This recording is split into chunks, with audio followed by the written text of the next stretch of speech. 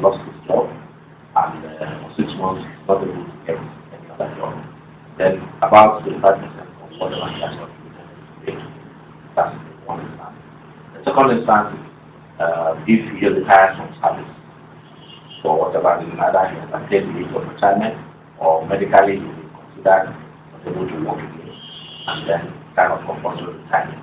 At that point in time, the contributor will also have access to his retirement savings account, either by way of the lump sum that is paid immediately received from service to 5% of whatever you contributed, and then secondly, your normal account.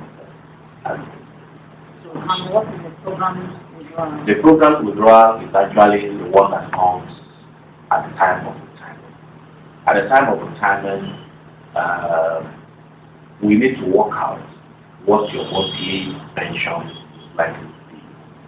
At the moment, the estimate is based on about 10 years after you must have retired. We believe that yes, for the next 10 years after you must have retired, that's based on the formula that may constantly apply, that you realize, and then whatever your monthly entitlement is, you work out to other 10 years. And that is actually called the program withdrawal. Then a man needs to draw on a monthly basis the regular amount, the daily amount, based on what has been worked out. However, whatever you have accumulated in your retirement savings account is less than 500,000 naira, you can retain it off whatever you have in your retirement savings account.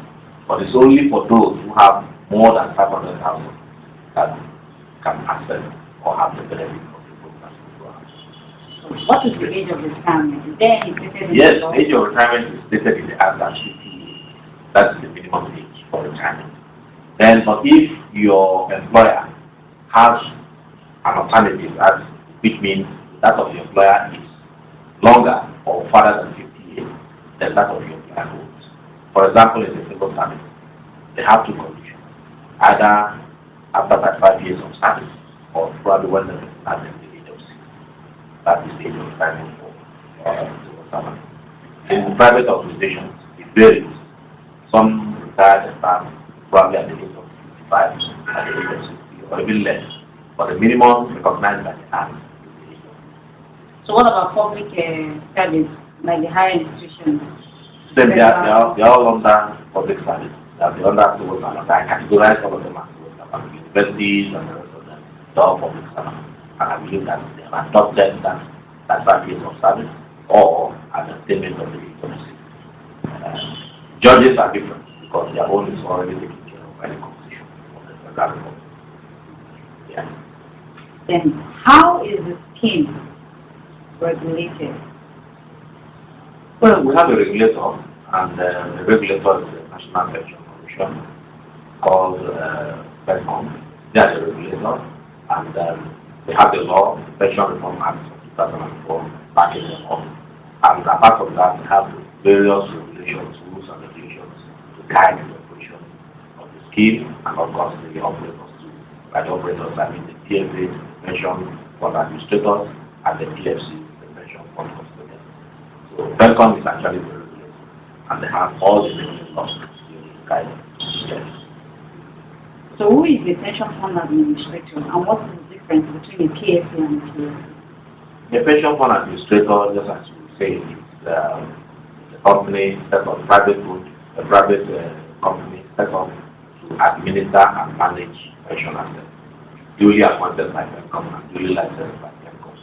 Their role is purely to manage the assets, register contributors, manage the contributions made by the contributors, and ensure that before retirement, those contributors also get their pension. That is the role of the PFA, Pension Fund Administrator. For PFC, the PFC is also known as the Pension Fund Custodian.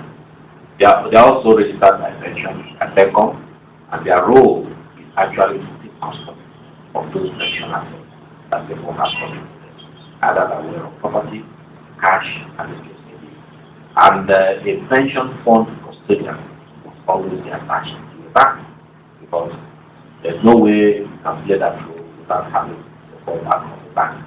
that is why the government started to also make sure that each pension fund custodian has a bank as a sponsor. Their role is to take custody of the asset, keep it for the contributors, and at the end of it, based on the instruction of the PFA, they can now be able to deal with the asset as a PFA who is actually managing those assets. But the idea is also to separate that function so that the PFAs will not have the opportunity to meddle with the assets they are managing.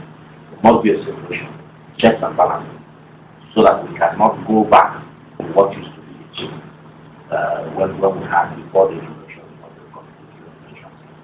So the idea of the whole set of is to make sure that the role of the PFC and that of the PFA are separated, so that each of them can play its own role independently. What is an annuity? An annuity is an insurance, more or less an insurance term. It is actually a situation whereby you can project ahead what is likely to be your pay or what you are likely to receive in the future after you must have made certain contributions. You can say it's an amortization of the funds that you have accumulated. That is basically an annuity. I want to bring the definition to the lowest possible terms. It's projected to the future, just like I said earlier. When somebody is sitting from service, either retiring, there is a compensation in terms of how to determine your monthly pension. And that monthly pension cannot be fully based on what you have contributed so far. Then an annuity can be worked out to say this is what you are likely to receive on a monthly basis over the next 10 years. And just like we also have in our website, for example, a contributor who wants to determine how much he will get if he's making a contribution of say 10,000 on a monthly basis. If he now retires, probably after 50 or 5 years of service, how much will be his pension? It's something you can also visit our website online products and then be able to work out exactly be able to plan your future, plan your retirement, how much you want to contribute, and how much are you looking at in terms of your contribution, for example. We now say annuity and program withdrawal are similar. Yes, program withdrawal can only be worked out using the annuity plan. Yes. Annuity normally comes from insurance companies. So insurance companies package annuity. It's actually one of the options that Telcom is available. But we found out that most of the contributors after it do not want to go through the annuity process. They would rather stick with the program withdrawal. But for you to determine the program withdrawal, also you use the formula for computation of annuity to be able to work out the program withdrawal. However, annuity can also be sold by insurance companies as a package to an individual. But so far, we've not had any experience of that people going to insurance companies to buy annuity for their retirement. But I prefer to stick with the program withdrawal. But the formula for computation of program withdrawal is also similar to what that is. So how will the new pension scheme help the economy? It's already helping the economy in various ways. The pension scheme is actually designed to accumulate funds that will be invested in the economy, and then people will have access to it.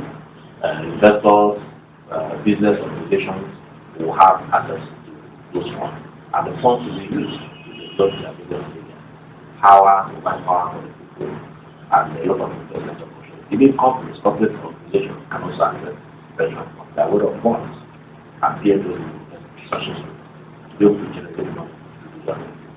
So obviously pension funds money forms the bulk of the resource aimed at being applied to the economy, to develop the economy, the infrastructure, and a lot of things to be done with pension funds. Just like we have in the Western world, where there is pension funds to develop a lot of things. That is the idea.